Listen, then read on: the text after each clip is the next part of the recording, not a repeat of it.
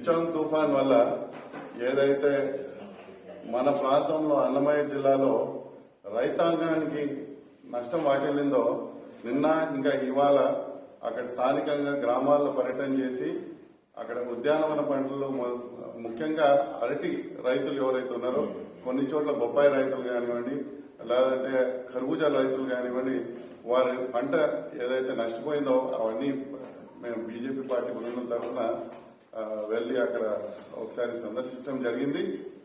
మొత్తంగా ఇప్పుడు అందిన సమాచారం మేరకు మన జిల్లా హార్టికల్చర్ అధికారులు వారు ఏదైతే ఉన్నదో ప్రాథమికంగా వారు వేసిన అంచనా ఏదైతే ఉన్నదో అన్నమయ్య జిల్లాలో 14 మండలాలు 110 గ్రామాలు దాదాపు 5,000 ఎకరాలు ఆ తర్వాత అత్యధికంగా దీంట్లో అరటి రైతులు 5,300 ఎకరాల దాకా పూర్తిగా నేలమట్టం అవ్వడం జరిగింది.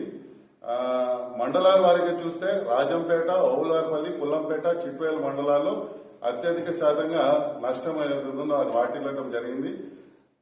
వారి రైతు పరిస్థితి చూస్తే అక్కడ నిజంగా చాలా దయనీయమైన పరిస్థితుల్లో ఉన్న రైతు దాదాపు 1 సంవత్సరం పాటు వారు ఏదైతే పడిన కృషి ఏదైతుందో కష్టం ఏదైతుందో పూర్తిగా నేలమట్టం అవ్వటం ఆయన కన్నీరు మున్నీరు అయిన పరిస్థితులు ఉన్నాయి. మేము రాష్ట్ర పార్టీని మేము రాష్ట్ర ప్రభుత్వాన్ని మేము కోరటం మీరు రైతులందరినీ మీరు ఆదుకోవాలి, ఒక ఉదారంగా వాళ్ళని ఆదుకోవాలనేసి అదేవిధంగా కేంద్రంలో అధికారంలో ఉన్న బీజేపీ పార్టీకి నేను ఈ రోజే ఒక లేఖ కూడా రాయటం జరిగింది. మా అధ్యక్షురాలు దగ్గుబాటి పురంధరేశ్వరి గారి ద్వారా కేంద్రంలో ఉన్న మా పెద్దలు మా గౌరవ ప్రధానమంత్రి నరేంద్ర మోదీ గారికి ఈ రైతులకి ఏదైతే ఉన్నదో weather based crop insurance scheme అనేది ఒక ఇన్సూరెన్స్ స్కీమ్ ఉన్నది.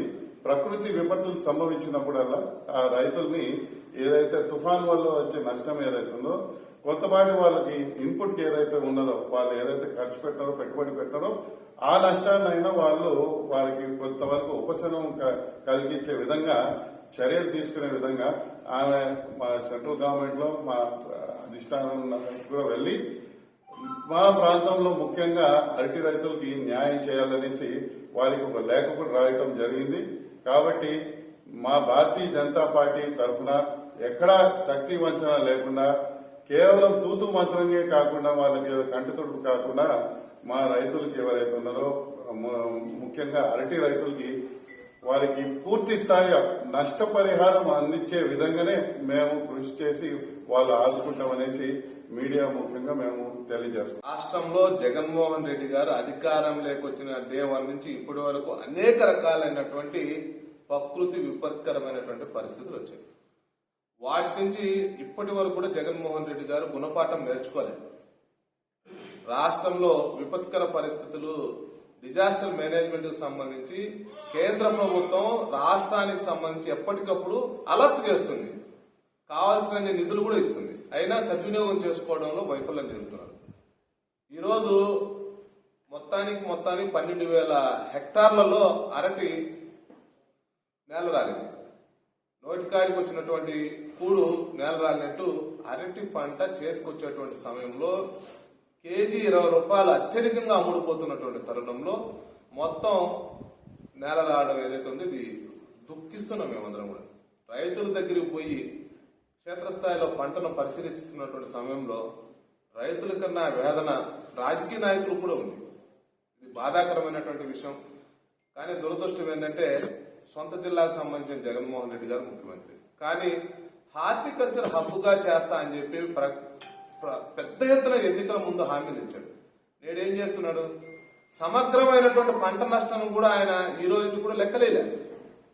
క్షేత్రస్థాయిలో ఎవరు ఎంత పంట నష్టపోయారని పబ్లిక్ డొమైన్ లో పెట్టారు. మరి చిత్తశుద్ధి ఎక్కడుంది? జగన్మోహన్ రెడ్డి గారికి మేము భారతీయ జనతా పార్టీ తరఫున డిమాండ్ చేస్తున్నాం, వెంటనే పంట నష్టపోయినటువంటి ఏ పంట ఎంతెంత హెక్టార్లలో నష్టపోయింది, ఆ యజమాని ఎవరు అనేటువంటి విషయంలో పబ్లిక్ డొమైన్ లో పెట్టాలి.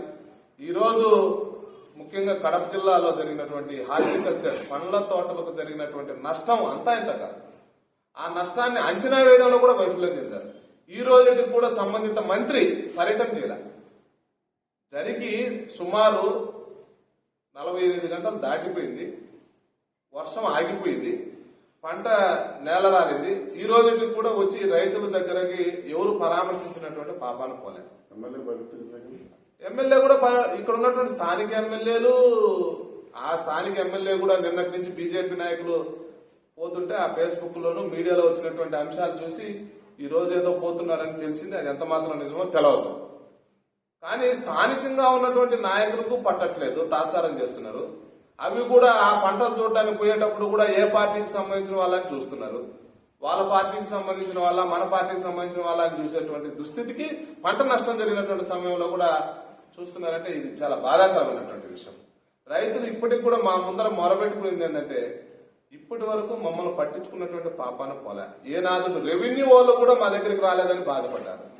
కాబట్టి ఈ రాష్ట్ర ప్రభుత్వానికి నూకలు చెల్లే, డిజాస్టర్ మేనేజ్మెంట్ చేయడంలో వైఫల్యం చెందారు. ఈ ప్రభుత్వం పాలన చేయడం చేత కాదు, కేంద్రం వచ్చేటువంటి నిధులు సద్వినియోగం చేసుకోవడం కూడా చేత కాదు.